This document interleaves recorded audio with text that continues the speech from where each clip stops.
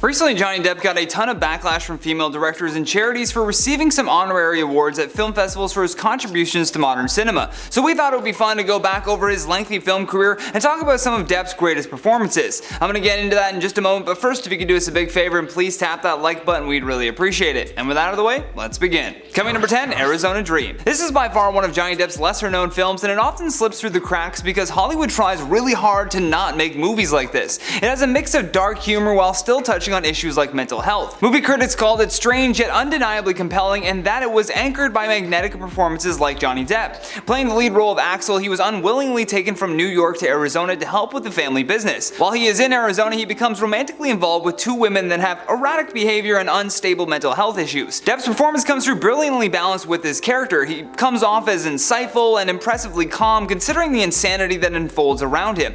As his romantic interests become more intense, we get to see how the complexities of mental health can take an emotional toll on his character as he loses control in the real world. Depp also does an incredible job of walking a fine line to display the separation of dreams and reality and how false hope can take over. Coming number 9, Ed Wood. Many were baffled by how well Tim Burton's Ed Wood film worked, considering the fact that it was about a man who had the unfortunate moniker of worst director of all time. Looking to create his biopic though, Burton needed a young actor to play this gleefully clueless director, and immediately Johnny Depp came to mind. Needless to say, Depp nailed his performance as Ed Wood and captured the pure, passionate idealist that he was. Ed Wood was quite naive about the film industry and blissfully unaware of his lack of talent, so seeing someone as talented as Depp acting in this role was interesting to say the least. Everything down to Wood's various quirks and distinctive characteristics was all included and slowly revealed as the film goes on. He also made sure to define this character not by his faults but by his delusional ambition and optimistic attitude to succeed in the film industry. He took a man that was known to be the worst and then transformed the character into a man with complex yet positive attributes. Coming number 8, Crybaby. In what was the follow-up to John Walter's 1988 hit Hairspray, Crybaby was another music-driven nostalgia film about his childhood in Baltimore. At the time of the release, the film was not that big of a hit, but over the years it started to become something of a cult classic.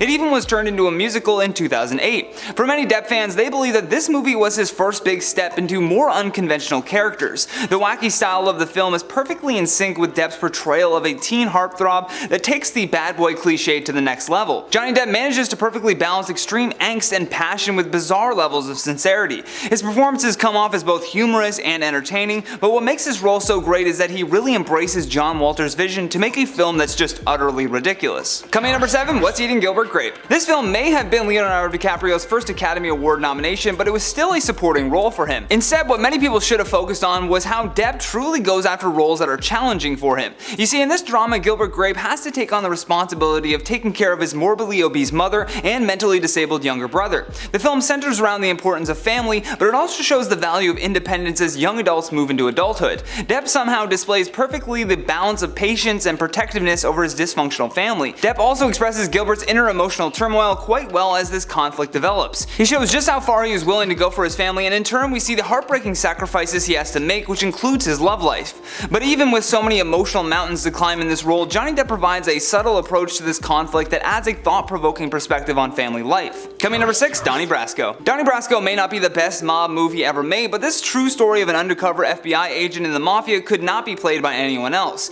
Usually Depp is associated frequently with eccentric or wacky characters, but in his role as Donnie Brasco, he dove headfirst in the world of criminal gangsters, thus putting to bed the reputation that he was known for in Hollywood. Even while sharing the spotlight with Al Pacino, Johnny Depp manages to stand out. He takes on this smooth-talking New Yorker with absolute class, and yet still manages to perfectly exhibit his ballsy yet put-together demeanor. This movie was a big deal for Depp's career as well. It proved that he was much more than just a one-trick pony. He could actually deliver a performance that had complexity and raw emotion all wrapped together into one. Even as we see the hero becoming dominated by anger and cutthroat determination, Depp still portrays the anguish and disillusionment that he feels as he becomes consumed by this mafia culture. Coming number 5, Blow. In this 2001 film, Depp plays George Young, a kid from Boston that gets in way over his head when he becomes involved with a drug cartel. Blow is based on a book about a small town boy that makes $100 million by helping the Medellin cartel, which Sounds like an exciting plotline all on its own, but Depp's performance was absolutely integral to this becoming an outstanding film.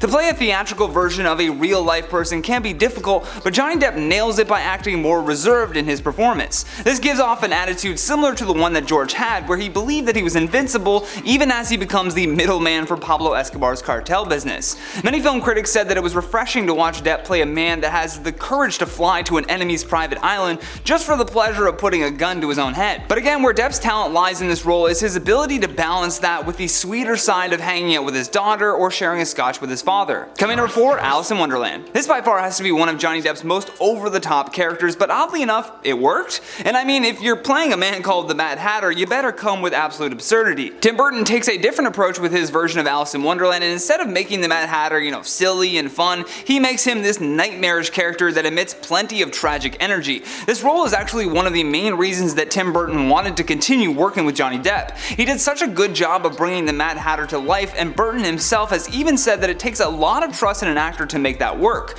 Matching his energy with the innocent character of Alice, it actually gives her character more depth, which to me says more about Depp's ability to lift his co-stars up instead of just overshadowing them every time. Coming number 3, Pirates of the Caribbean. You know I had to include Captain Jack Sparrow in our list of the greatest Johnny Depp performances. There is no way this franchise would have been as popular as it was without Depp leading the charge. Johnny Depp was actually able to revive the pirate movie genre by bringing a fresh perspective. Even the introduction to Jack Sparrow perfectly encompasses who this character is. We see a proud and impressive Jack on his pirate ship, only to pan outward and see that it is a quite unremarkable sinking sailboat. The scene perfectly plays on how quirky his character can be while drawing you into the many sides of his personality. He's unapologetically ruthless in some moments, but then lovable and humorous the next. A very difficult line to walk, but Johnny Depp does it with ease. Everything from his theatrical gestures to his slurred speech and comedic one-liners make this character one of the more compelling pirates in cinema history. Coming number 2, Edward Scissorhands. I gotta admit that as a kid, this movie really freaked me out, but watching it back, I realized that Depp as Edward Scissorhands was perhaps the best combination of Tim Burton and Depp's love for playing misfits and outcasts.